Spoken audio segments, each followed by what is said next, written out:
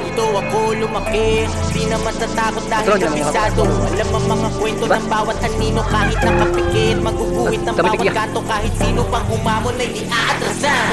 Mga bulsa'y butas